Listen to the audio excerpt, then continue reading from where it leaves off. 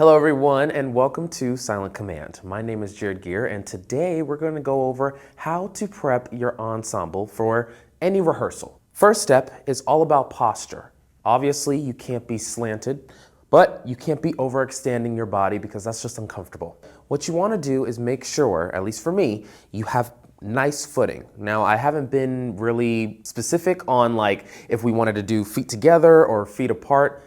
That's up to you and whatever your respective ensemble does. So as of right now, I have my feet together. And then obviously my posture has a nice even alignment. Something similar to if your back was against the wall. Feet are nice and forward, making sure that the weight is pushed forward, obviously not too much. And then want to make sure that my back is against an imaginary wall. That is how we are standing for this portion in regards to you being in front of your ensemble. Up next, it is all about your ictus placement. Again, that is called an ictus placement. This is where you need to be in order to keep time consistently as your ensemble is playing / performing in front of you. So first up, for myself, I like to just obviously stand straight, that good posture, as well as in regards to the hand placement, you're gonna see a lot of people that are conducting within these spaces either have web-like hands or claws. That is something that we don't want. It is not giving A-class material, and that is what we want to provide. I like to grab my face cheeks, and then I give you a letter O. O. If you turn out and look at your hands, this is the perfect cuppage of what your hand placement should be, okay? Touch the face cheeks, go here, do a little check, boom. A lot of people like to ask about the thumbs. I usually associate my thumbs with wherever my jaw line meets. So we have this, boom, boom, go back. And then now for the actual ictus placement, where is your imaginary table that you're going to be hitting?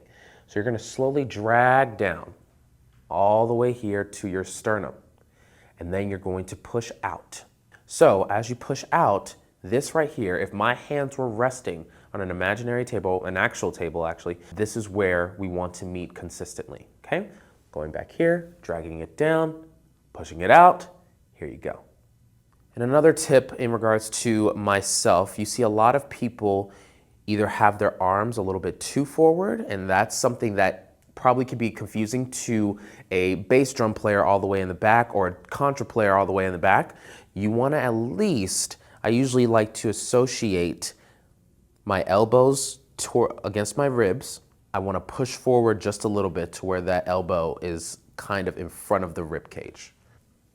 Checking the hand placement, making sure that this is here for the perfect cuppage. We're going to drag that down slowly to the sternum. We're going to push it forward. And then want to make sure that we do a check. Bring it back a little bit, push forward just a little bit. Now we're going to be talking about delivering instructions in front of your ensemble. Now obviously you don't have to be the most extroverted person in your ensemble, but you can't be the most quiet because ain't nobody gonna hear you. So you wanna make sure that whoever is in charge of this specific time / period of rehearsal, that you know exactly what it is that they are requesting, and then you deliver it very short, but also very distinct, right? Giving as much detail as you possibly can. So of course, we're standing up straight, posture is good, have the cuppage of the hand, dragging it forward to the sternum, pushing it forward. And let's say that in the score that the person in charge wants to go over sections A to B. Sections A to B, set. And that is how you will deliver the instructions. Now, if there are some details that need to go on and forward throughout your rehearsal time, like let's say that they want to do air only, or if they only want the mellophones to play, this is how you will do it. Sections A to B, mellows only on air. Set!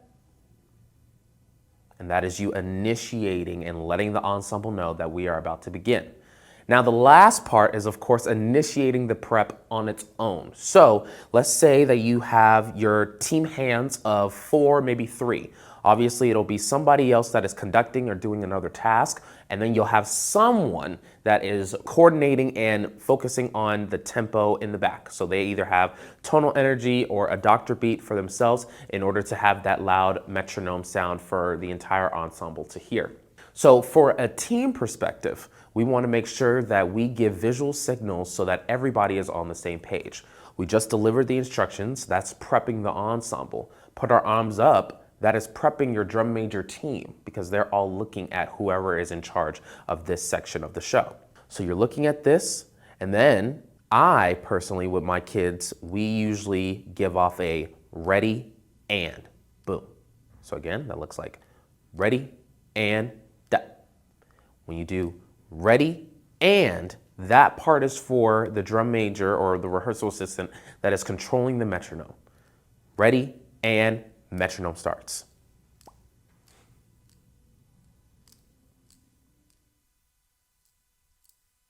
Perfect, okay? So you have the ready and 5, 6. The 5, 6 part is for the breathing counts for the ensemble or whatever the color guard is looking at, just so that they know that, okay, we're going to be starting at whatever section. Ready? And 5, 6, 5, 6, here we go, then boom. Then your measure begins. So in sequence, it looks like this. Sections A to B, mellows only, playing. Set.